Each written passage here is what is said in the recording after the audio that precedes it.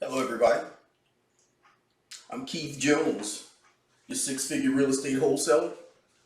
And the last video, I promised you all that I would give you some tips on how to find motivated sellers.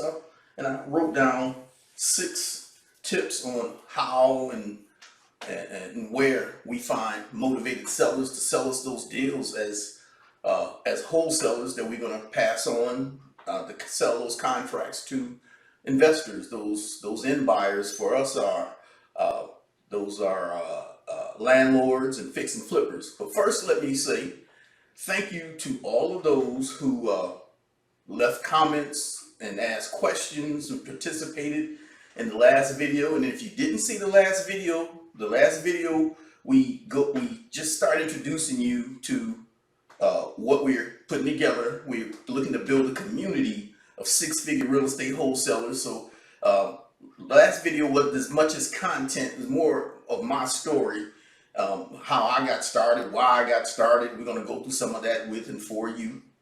So but please, if you didn't watch the first video, go back, watch the first video, and from there even leave comments, ask questions. I want to know how I can help you become a six-figure real estate wholesaler. Also, if you haven't subscribed to our YouTube video, subscribe to my YouTube, scroll down, subscribe to my YouTube video, and take advantage of probably maybe, I think I have 10, maybe 15 videos that go over a lot of this information and a little more in depth, but take advantage of the free information. So, but in the meantime, I want to start with this. I want to give you this next video. Let me tell you, it's 7:15 in the morning here in the metropolitan area of Atlanta, Georgia, and most of my neighbors, they are scrambling to get the kids off to school and get to work. And to me, I was there before.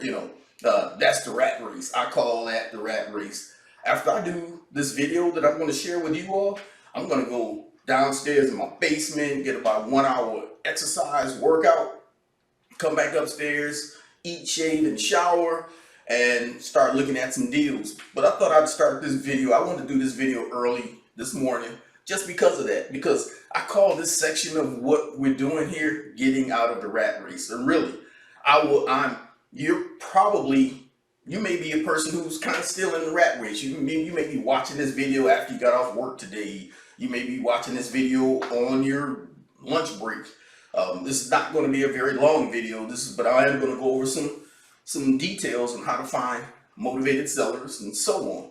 But in the meantime, I kind of scripted some things because I want to stay on point. So forgive me if it feels and looks scripted, but because I did do that, because I want to get you guys to really feel what I feel as being self-reliant, having financial freedom, economic independence. So I know I needed to write some things down to stay on point, stay on track, so the video doesn't just drag out and become boring. I want you to feel the transformation of how you could be not trying. I mean, of course, you got to take your kids to school.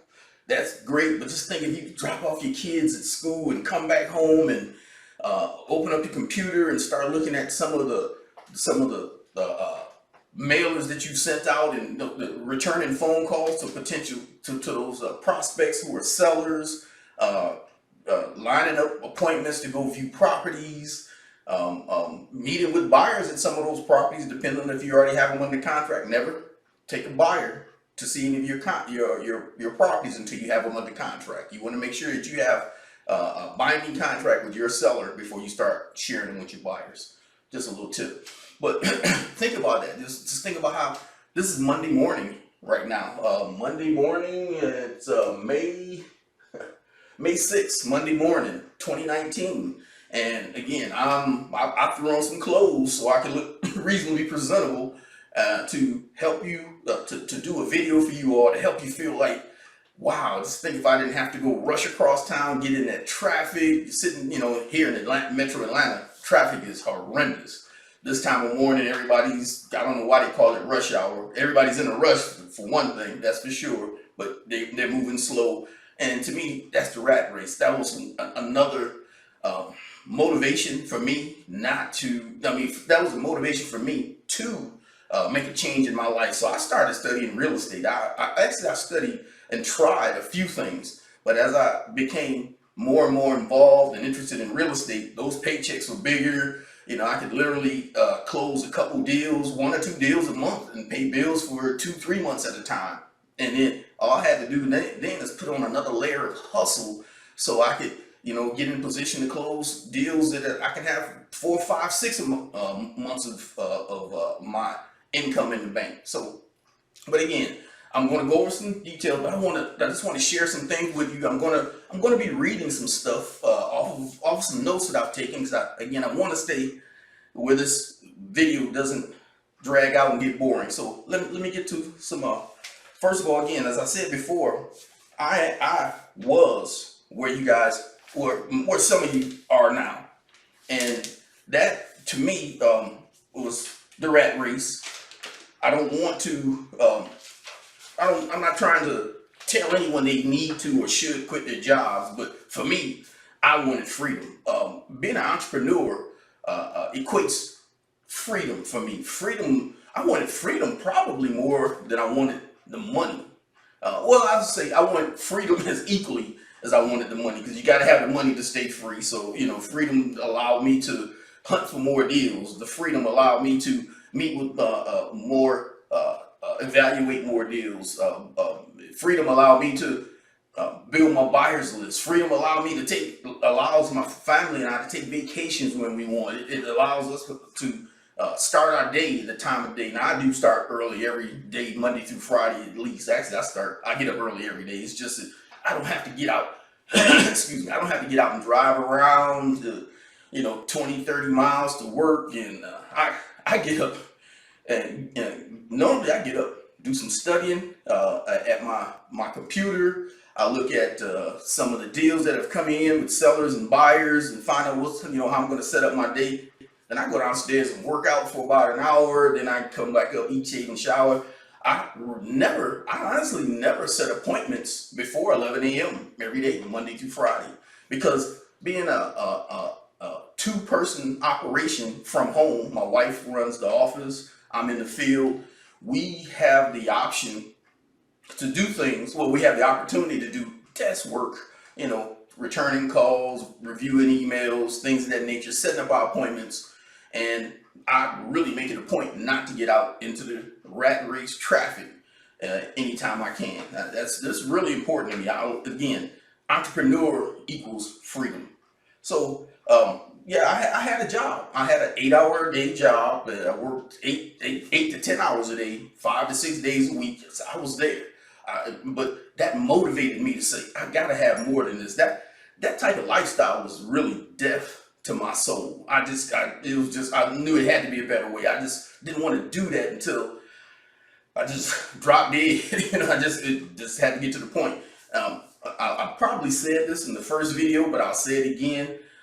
Warren Buffett said it best: learn to earn money in your sleep, or you'll work till you die. That really resonated with me, and hopefully it turned something in you to say there's got to be a better way. And now, when I say learn to earn money, wholesaling is the most scalable part of real estate. You can fix and flip, you can buy and hold, and you will make big paychecks. Fixing and flipping and buying and holding, you will make big paychecks. But wholesaling allows you to make lots of paychecks. Now, and I say that to say there's a lot of things that wealthy people have in common, but one of the most common thing that wealthy people have in common is they have multiple streams of income. Wholesaling is one of the easiest ways to bring in some multiple streams of income on a consistent basis. Now, once you learn to wholesale and become a 6-figure real estate wholesaler in your backyard, meaning whatever city you live in, whatever town you live in, whatever state you live in, you get good at it there. Learn to develop a 6-figure real estate income there. Now, I'm going to be teaching the basics and the fundamentals, but there are all that we have all of these technology has advanced so that it allows us to do this business as wholesalers all over the country. All over the country, I can wholesale. I can set up a business, my hometown, Detroit, Michigan. I can replicate or duplicate the systems that I have here in place and place them in Detroit. I can do the same thing in Chicago. I can do the same thing in Memphis, Tennessee. I can do the same thing in St. Louis. So just think if I did that 4 more times. Now I'm generating 6-figure income from metropolitan area of Atlanta, Georgia. I got good at it. I know I got the bank statements show there's 6 figures coming in every month. My bills are paid, money's in the bank. Now I go to another city and just set up the same systems. Technology has allowed that. When I first got started in the business, there was internet in 1997, of course, but very few people used it. GPS was probably there. I didn't have it in 1997. I didn't use it and wasn't familiar with it. Technology, the lack of technology then and the advancement of technology now will allow you to accelerate your business. It's all up to you. I can Google properties in Detroit. I can Google addresses of properties in Chicago. I just go to Google, put in the addresses, and I can find out the age of that property, the size of that property, the how many beds and baths, the construction, and is it brick or frame, so on and so forth. How many square feet this property is. So when you become a 6-figure real estate wholesaler, it is so easy to take your business to the next level. Once you command and master the basics and the fundamentals, and that's what this is about, the basics and the fundamentals. As you become a familiar and comfortable with what you do, you're going to start bringing in those other systems that allow you to, and techniques and strategies from those systems that allow you to expand your business a lot further. You want to get good at master what you do in your own backyard first. And depending on what part of the country you are, it might not be the best deals to wholesale out of New York or California but there's going to be areas within probably a 50-mile or a 1 hour to 2 hour radius of New York or California that will allow you to get some good wholesale deals. Now, let me say this: if you can get some good wholesale deals in areas like New York and California where the property values are off the chain, you're going to get bigger paychecks. So just because you're in an area where most properties are $500,000 and up, don't mean you can't find a good deal. There's just, you got to work a little bit harder. But if you, as a wholesaler, if you stand in the look at real estate as a triangle where the wide part. Let me draw something for you.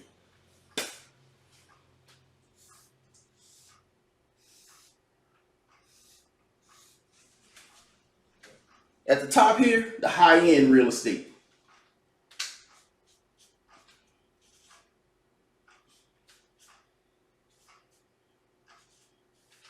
In the middle here, your moderate, your real estate that's where most people want to live. This is the area where the good school districts are. Where the buy and holders with families want to live.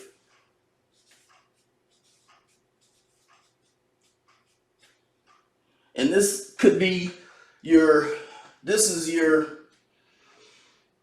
investment area for your buy and holders, your fix and flippers. Let's just say investors. Just say investors for now.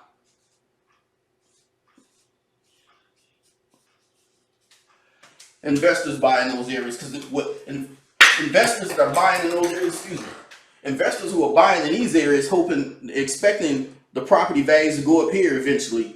But the reason I want you to see that is because when you're as a 6-figure real estate wholesalers, as a beginner, most of your hunting, if you will, in your backyard are going to be in areas like this, so you can get these properties at a reasonably low price. And then eventually you're going to move up to a more of the area where people. This is where a lot of your fix and flippers will want to try to get their property values to go up to. So as a wholesaler, you're going to be targeting the bottom area neighborhoods, not the war zones. You want to stay out of the war zone, although there's a lot of money.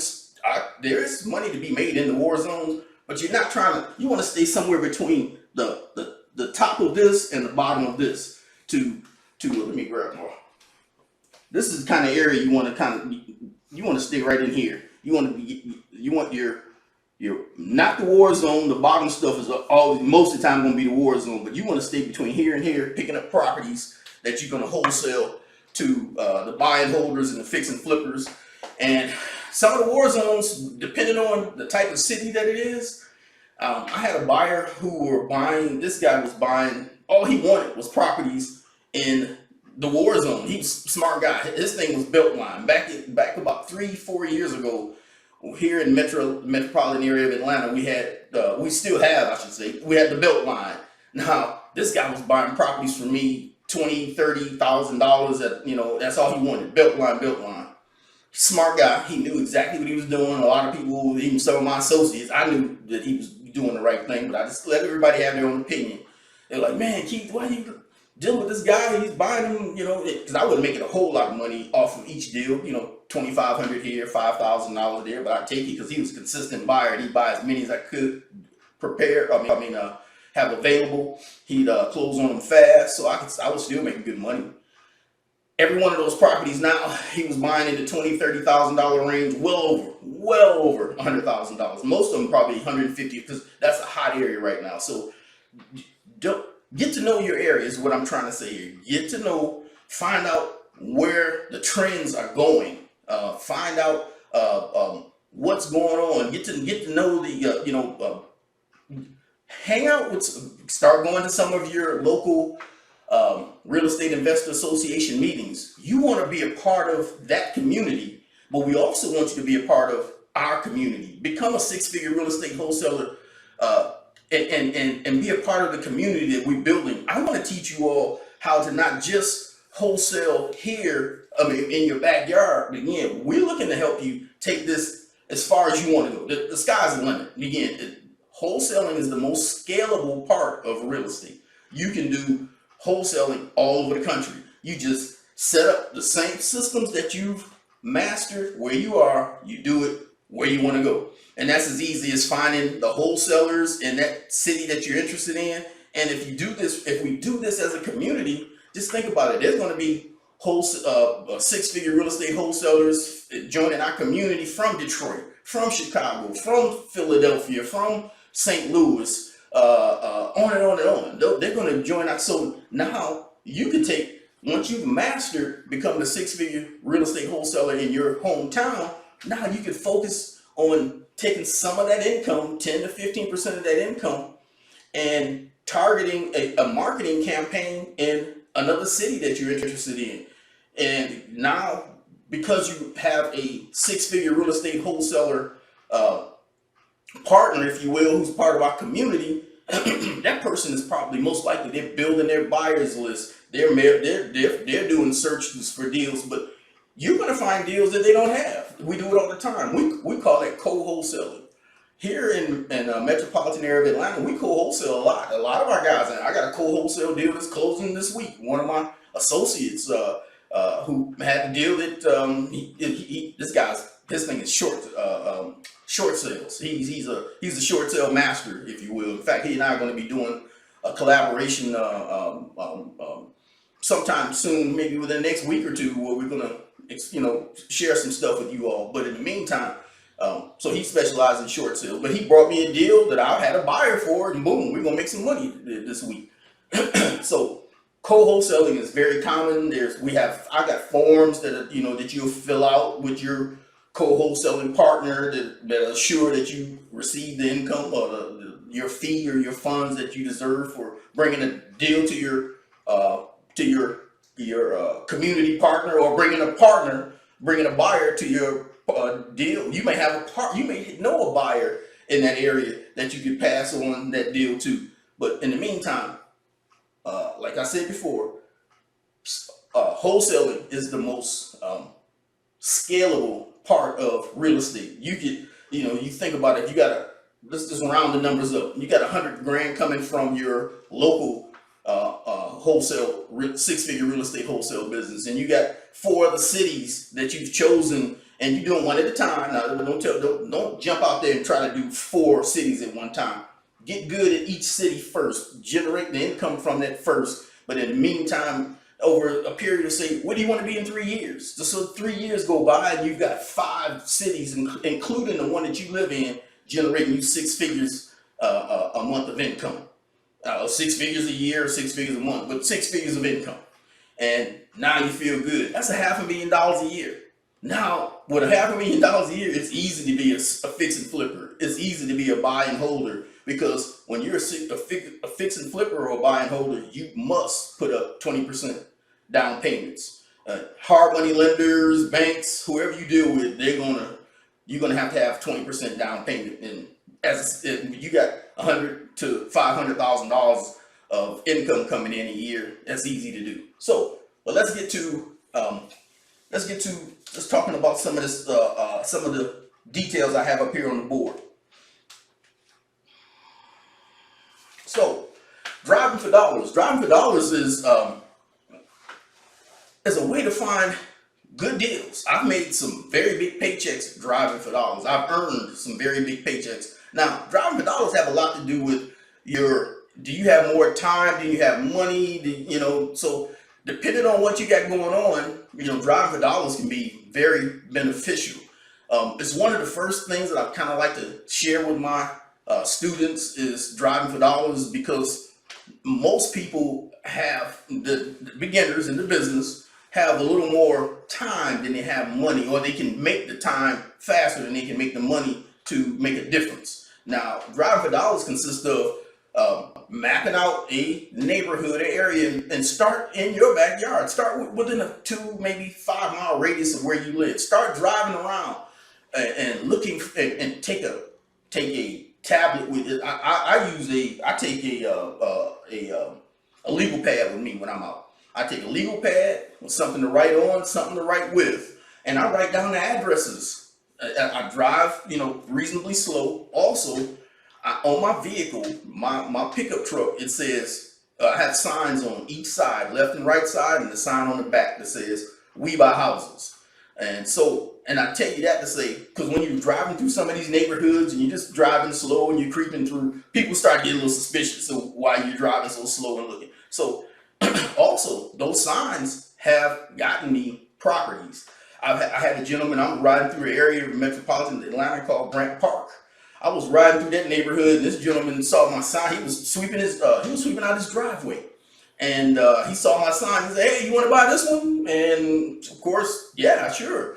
I said, "Can I look at it?" And this was about like 4:30 in the evening or so, and I thought he was just kidding. So that's why I said, "Hey, can I see it now?" He said, "Sure, come on in." I went in. He was for real. I took a walk through the property, and we struck up a deal. I mean, 15 grand. I had it sold within a few days.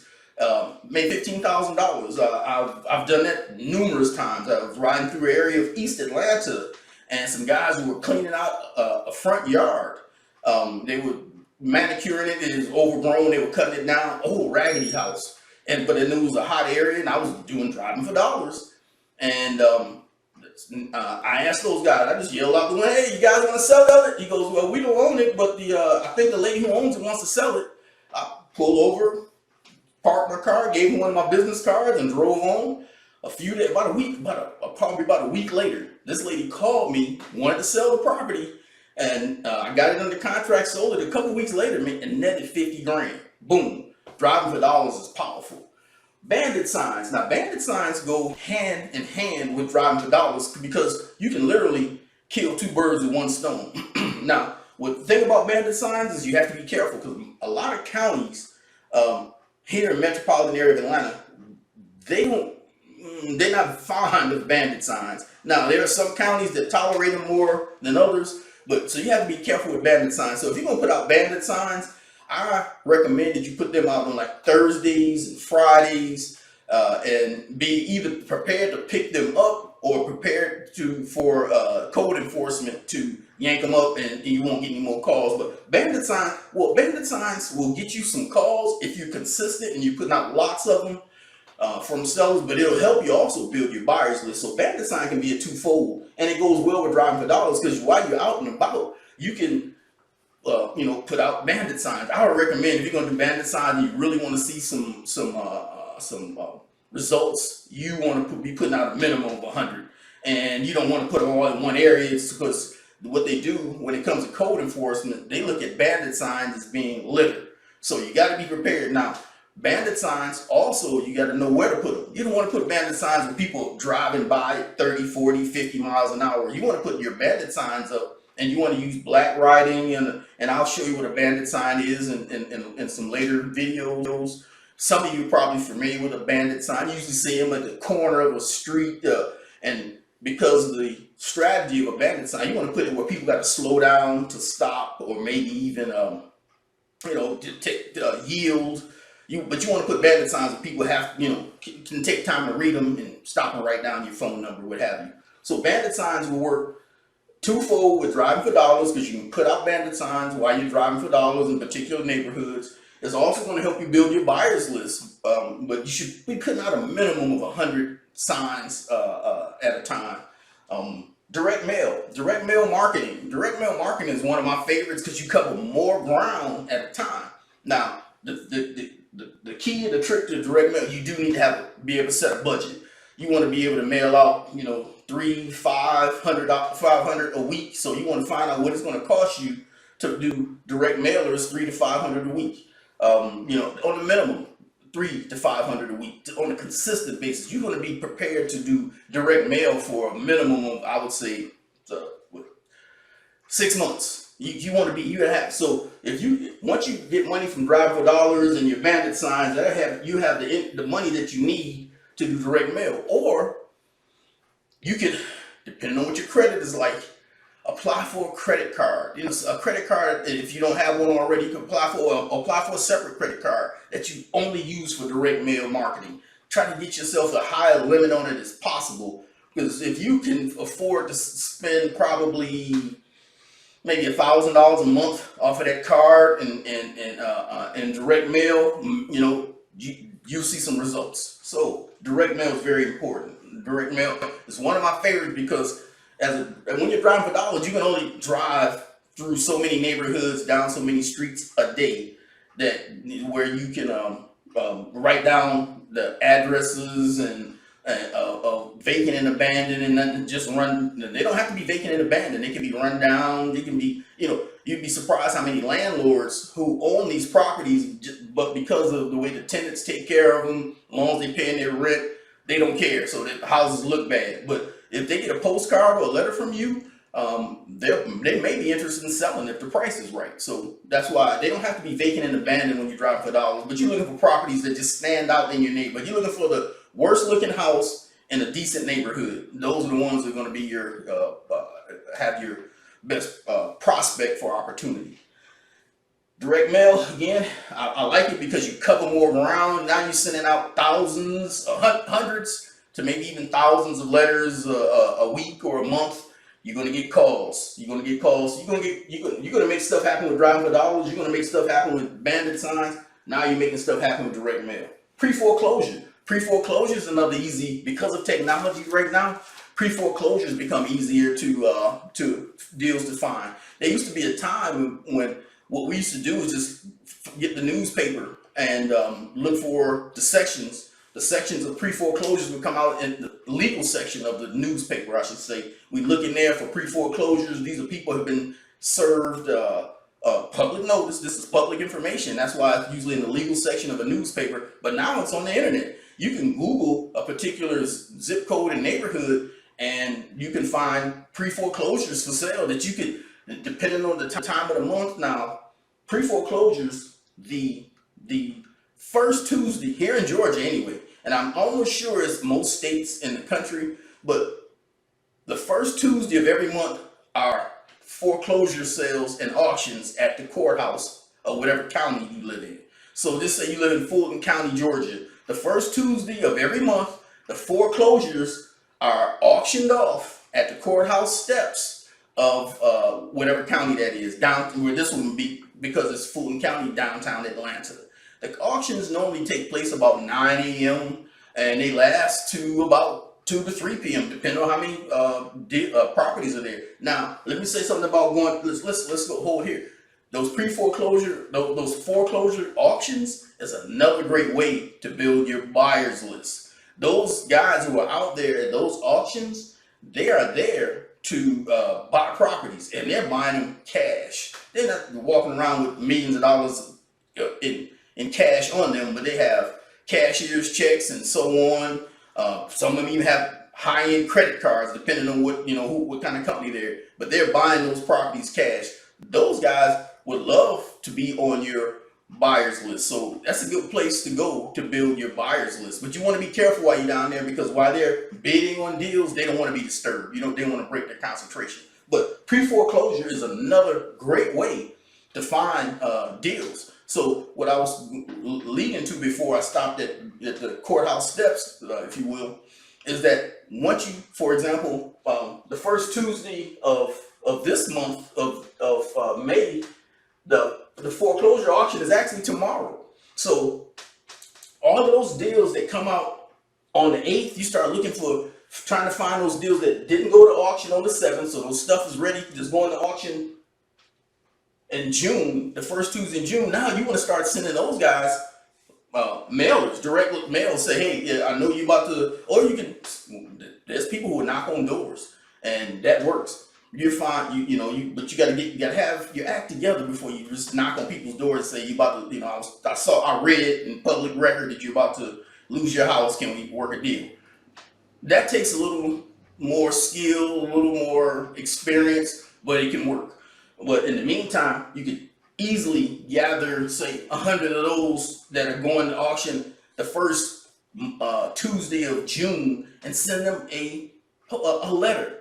And if you send enough of those letters, you got to send them as soon as possible. So the first Tuesday of this month is the 7th, which is tomorrow. I would have those letters going into the mail by the 10th, which is Friday. And if you did it right, you'd have people calling you maybe by the 13th, which is Monday, locking down some deals for before they go to courthouse steps auctions. Another great way to find some good deals. Probate is where people who have family members have passed away, and they have some have wills, some don't, but mostly probate is going to deal with people who didn't have a will, and now the family has to deal with that real estate. The family that's left behind from that person who's passed on have to deal with real estate, so they have to submit the information and with documents and so on regarding that property to a probate attorney. Probate attorneys take this information and then they turn it to a opportunity for a member of the family to represent the rest of the family to get that property sold. So getting to know probate attorneys is another good way to find great deals in your area. Divorce is another public record opportunity. A lot of people who are getting divorced have to do something with the property, the real estate that they own. They use most of the time they want to sell it and split the money, the profit from it, and move on with their separate lives. So divorce is another good way to find motivated sellers. So as I promised in the last video, we were going to go over how to find motivated sellers. Here's 6 tips on finding motivated sellers. And again, I'm Keith Jones, your 6-figure real estate wholesaler, and I hope that you will please leave a comment. Help me to help you understand what what you would like to do as a 6-figure wholesaler. Help me understand how I can help you do it. Again, we're looking to build a community. This is just not some individual thing. We want to put this, my goal is to put this together so we can help each other sell deals. I want to show you how to do this virtually eventually, meaning, again, you're wholesaling deals all over the country or as many places as you would like to.